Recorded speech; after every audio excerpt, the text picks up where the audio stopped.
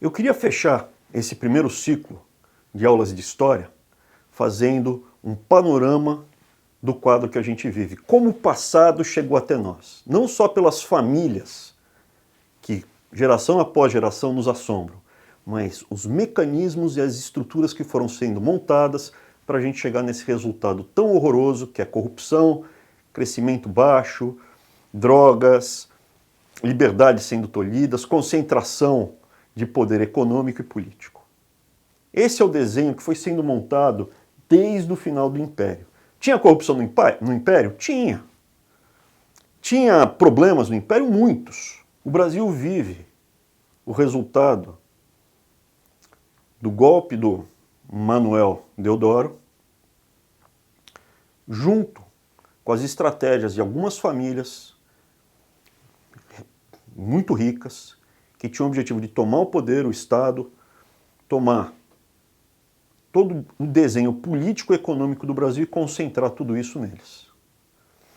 Primeiro, acabam com o Império e criam, né, a República Velha, República do Café com Leite, onde oligarcas, principalmente ali intelectuais, do Largo de São Francisco, da USP, a maioria veio de lá, a grande maioria, com exceção de 2 ou 3, todos vieram de lá.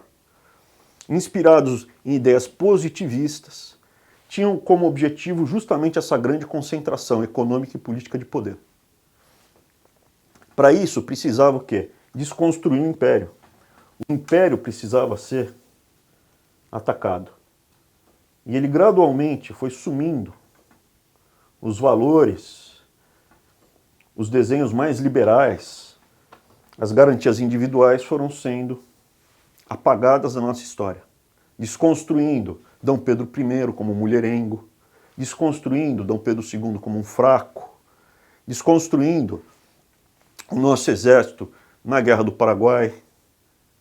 Gradualmente você teve esses movimentos culpando o Império pela escravidão, quando na verdade eram os oligarcas republicanos que queriam ser indenizados, porque a maioria deles tinha muitos escravos. A República faz isso, ela apaga, cria uma névoa no Império. A gente perde o passado. O modelo se esgota com o café, o ciclo do café, vem 29, a grande crise.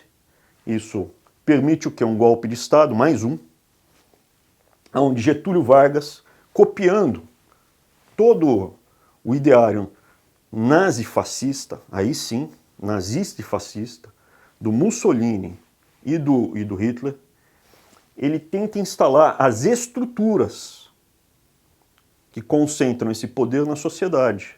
É aí que você cria o Ministério da Educação, o MEC, foi criado pelo Getúlio. Várias estatais são criadas pelo Getúlio. A concentração de poder, os sindicatos, a força dos sindicatos unificados, inspirado no Mussolini, Getúlio, e manipulando sempre a imagem e a informação também inspirado no Hitler, no Goebbels. A Voz do Brasil nada mais era do que a estratégia do Goebbels de usar o rádio para vender a imagem do Getúlio Vargas como sendo uma pessoa boa. Aqui a gente desconstrói a história e tira o poder que estava estabilizado e passa para esses oligarcas. No final o resultado é esse, os militares que estavam no golpe acabam sendo descartados e afastados. É sempre esse o desenho. Os militares fazem o movimento, eles são afastados, escanteados, recebem um aumento, né? O Deodoro da Fonseca estava preocupado em ganhar mais e ser chamado de generalíssimo. Depois eles são afastados. O Getúlio não, o Getúlio vem para mandar, dominar, etc. Quando termina esse movimento, você tem uma fase de transição maior. Considero uma transição, Juscelino Kubitschek, o Jânio, mesmo os militares, para mim uma transição. Como foi o Deodoro da Fonseca, né? Foi uma transição. E vem a Nova República. E o que a Nova República vai fazer é justamente descer essa dominação, aqui não mais positivista, nacional-socialista, aqui passa a ser marxismo cultural. Já havia comunismo no passado, mas não na abordagem do marxismo cultural. Essa guerra foi perdida pelos militares na década de 70 e 80. E o marxismo cultural, você vê nitidamente dominando os princípios e pontos que vão estar representados na nossa Constituição de 1988, a Constituição dita cidadã. Qual é o objetivo? Primeiro, o passado e criar a imagem da República. Cria-se até o mito do Tiradentes, com a imagem dele sendo o patrono da independência, não era, foi o Dom Pedro I. E associando a imagem dele a Jesus Cristo. Você vê vários quadros onde ele aparece com essa imagem. O Estado Novo. Então, a história, as estruturas, os indivíduos. Como assim o indivíduo?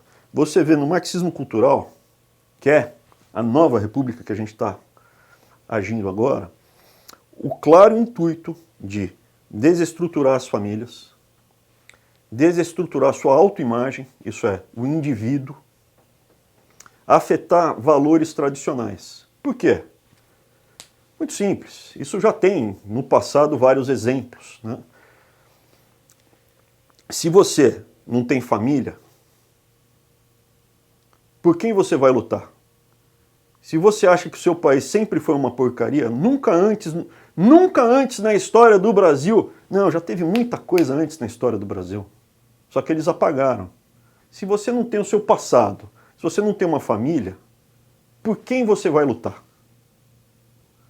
Se você não sabe o que você é, quem você é, se você não tem os seus valores muito claros, como você vai lutar? Eles desconstroem. O seu filho não é mais seu filho. É o seu filhê. E ele não é seu. Você não pode fazer o mesmo que o seu pai ou o seu avô fizeram para te educar. Quem educa é a família. A escola ensina. Vou começar aqui, vem do Estado Novo. Aqui é intensificado. Então você vê uma continuidade. Positivismo, nacional-socialismo, marxismo cultural. Cada um descendo um grau a mais para chegar até você, para chegar até sua família. É isso que a gente está vendo e eu acho muito complicado se nós não nos unirmos para reverter esse quadro. É possível? É possível. Como? Os indivíduos unidos são capazes de reverter esse quadro. A sacada do marxismo cultural é que você não tem um evento de ruptura, você gradualmente vai tomando as liberdades, vai absorvendo esse indivíduo, pode demorar uma geração ou duas, até que ele entre debaixo da estrutura e do mecanismo. Como é feito isso? Primeiro, rompe-se os vínculos entre a sociedade. Todo mundo é inimigo de todo mundo. O homem é malvado, a mulher é opressora, o gay, o homossexual contra o heterossexual, o negro contra o branco, contra o índio, contra o japonês. Aí eu te pergunto, e quem é mestiço? Eu sou uma mistura de tudo isso. Eu sou descendente de brancos, portugueses e espanhóis, de índios e de negros. E tenho até como provar. Provavelmente eu sou descendente de ex-senhores de escravo, e de escravos. E talvez seja descendente do senhor de escravo com o escravo. Eu, aqui, tenho oprimido e opressor. E o meu outro avô, o Weintraub, que era loiro, branquelo, de olho azul, ele veio de uma família que nunca teve escravo. Ele não tem nada a ver com esse passado. Pelo contrário, ele, durante a guerra, a SS Totenkopf vendeu ele como escravo para uma fábrica. Quem é culpado? Quem é a vítima? As cotas foram feitas para permitir quem é vítima de racismo, atualmente, poder sair de uma dinâmica ruim, quebrar o ciclo. Não para pagar dívidas de 20 gerações passadas. Os nazistas dizimaram os Weintraub. Meu avô trabalhou anos como um escravo em campos de trabalho forçado e depois em campo de concentração. Um neto de um alemão que participou da Segunda Guerra não me deve nada. O mal foi feito há 2, 3 gerações. A vida segue. O que não pode é continuar sendo nazista. O que não pode é ser neonazista. Isso não pode. O movimento marxista cultural, ele busca justamente o quê? Desestruturar e criar um monte de inimigos entre nós. Com isso, com quem eu vou lutar? Contra o sistema. Ah, não. Esse não, aquele não. Você não tem como se juntar para lutar. E o indivíduo que já está enfraquecido, ele não tem por quem ele lutar. Nunca antes na história do Brasil ninguém lutou, que não é verdade, a gente vai falar sobre isso. E você como indivíduo está muito enfraquecido. A sua identidade, você não tem um ofício, você não sabe se informar direito, você não tem as obras literárias do passado e você usa drogas. Você é um potencial escravo do sistema. Você é um frango de uma granja. Voltando. Mas nunca antes na história do Brasil as pessoas e as famílias, indivíduos, conseguiram lutar contra o sistema, não é verdade? E é disso que vai ser a próxima aula, sobre os heróis. A gente vai ver uma série de indivíduos que mudaram a realidade, tanto no Império como na República, na área da saúde, na área da engenharia, na área da economia, na área militar. Nós tivemos, em 1932, nós tivemos, apesar de um ditador fascista, que foi o Getúlio Vargas, está totalmente alinhado com Hitler e com Mussolini, a sociedade, os indivíduos aqui, as famílias, apoiaram e forçaram ele a se aproximar dos Estados Unidos e enviar tropas. Cada pracinho que foi enviado para lutar na Europa é um herói. E não foram poucos. E não foi no final da guerra. Foi junto com os americanos, desembarcaram lá antes da Normandia, e não foi pouco pracinha que lutou. Resumindo, nós temos condições de reverter esse quadro, mas para isso nós precisamos nos unir e despertar para a realidade. Esse é o objetivo dessa aula. Esse enorme processo do marxismo cultural na Nova República de desconstruir os valores, as famílias, as identidades individuais, as perspectivas futuras e as referências passadas, gera instabilidade e insegurança para os indivíduos e as famílias, que não ficam paradas. Você vê um renascimento da leitura da Bíblia pelo Brasil todo. As pessoas buscam suas bases, a referência. Nesse cenário onde a droga impera, as famílias tentam se salvar. Como? Com valores que são a base da civilização. Tem problemas? Muitos problemas. Teve histórias ruins e coisas feias? Muitas. Nós somos a mistura de tudo isso. Vamos reconhecer os erros, corrigi-los e avançar e melhorar. E não tentar destruir tudo e ficar vulnerável para algum papai dos pobres ou ditador transformar nós e nossas famílias em escravos. As famílias sabem disso, as pessoas sabem disso. Você vê um renascimento espiritual no Brasil justamente por todas essas ameaças que eu descrevi aqui.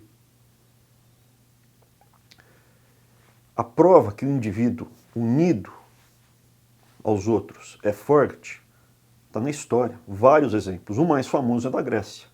Um exército de escravos persas, gigantesco, não conseguiu derrotar a Grécia, aonde você tinha o quê?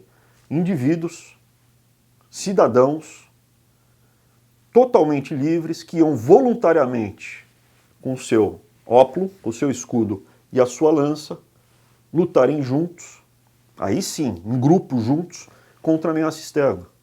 Ah, mas o Leônidas morreu junto com...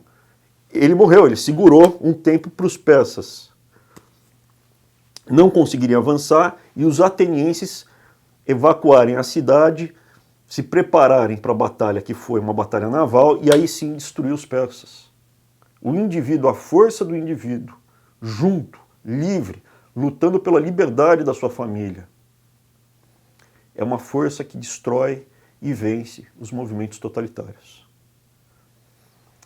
Essa é a mensagem principal que eu queria passar para vocês.